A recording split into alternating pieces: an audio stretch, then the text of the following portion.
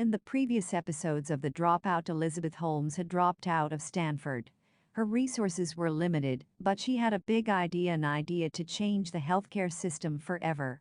But while being on the path to success, she deviated in a manner that nobody had imagined.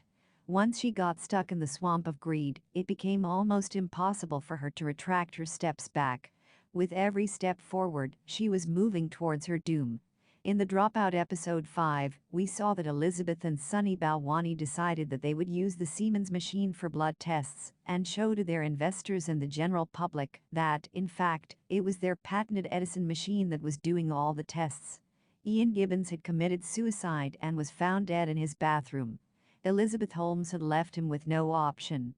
If Ian testified, then it meant that he would be going against Theranos, and if he didn't, he knew he wouldn't be able to live with a tainted conscience. Ian told his wife that the moment he testified, Theranos would come after him, all guns blazing.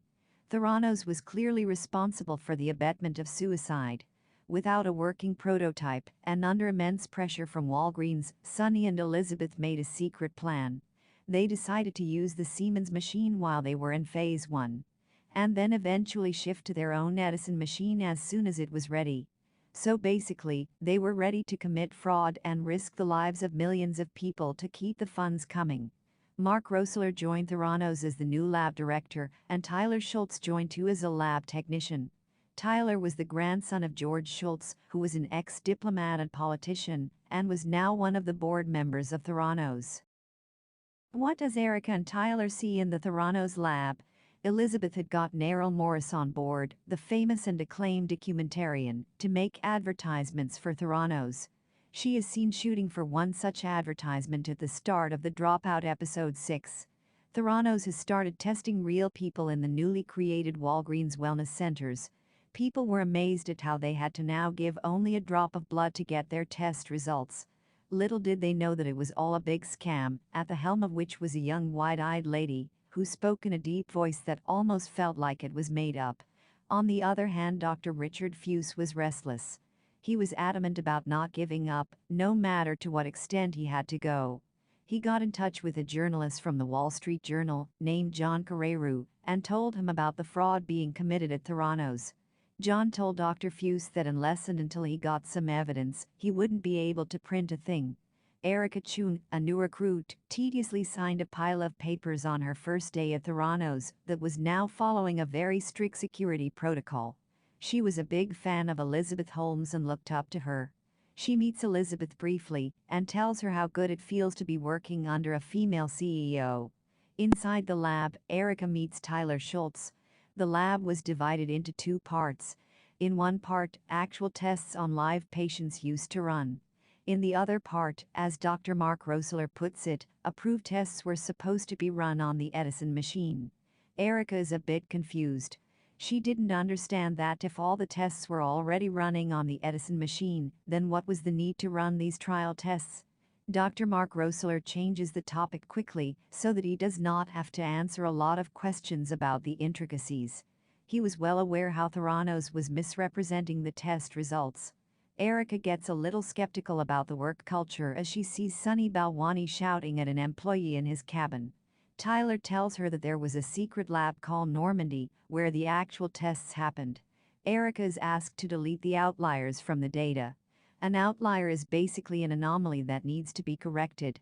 The outliers were for the syphilis validation, and Erika couldn't stop herself from reporting the same. So basically, what she asked to do was to remove the evidence that the machine gave abnormal results and cherry-pick the data. So nobody would get to know whether the tests worked or not. Erika is asked to stay quiet and abide by what Mark Roessler is saying. Tyler decides to directly talk to Elizabeth Holmes. Elizabeth was mostly unapproachable for a normal employee, but Tyler had access to her because of his grandfather. Elizabeth had come to Tyler's home to meet George Schultz, who was planning her 30th birthday. Tyler tells her everything about the outliers being deleted, and he was naive enough to believe that she didn't know anything about it, and that she would take some action against it. She does take action, but not in the way Tyler expected her to.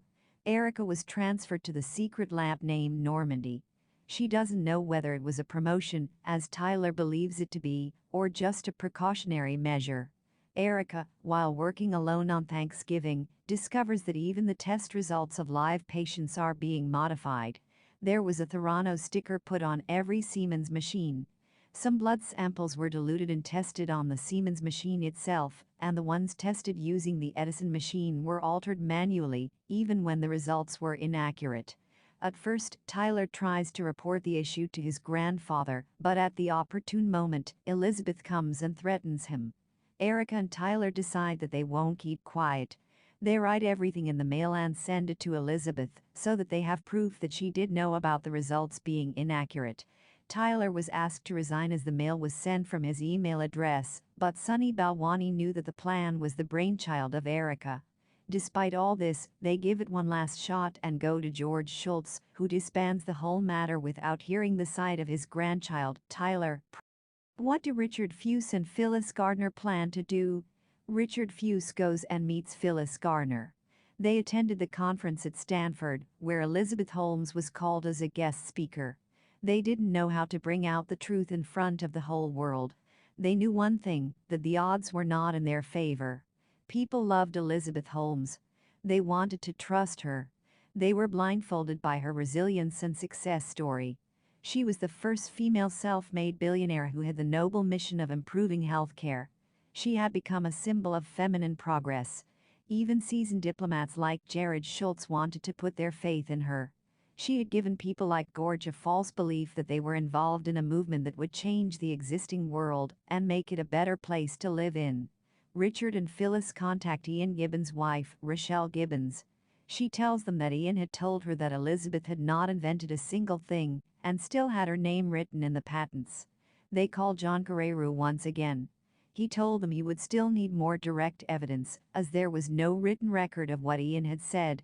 Richard tries to contact people on LinkedIn so that somebody working with Theranos could come and testify. Finally, he gets a breakthrough. Did John Carreyrou find anyone to testify against Theranos?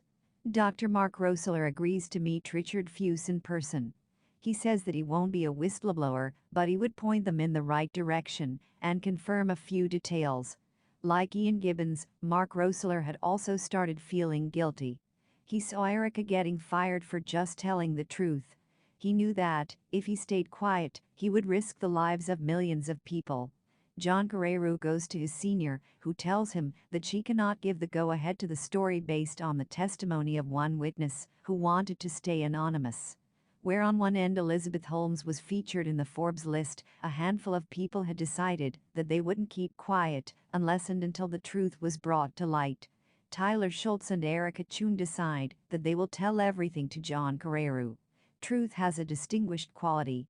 No matter how much you try to drown it in the water, like an inflated tube, it rises to the surface.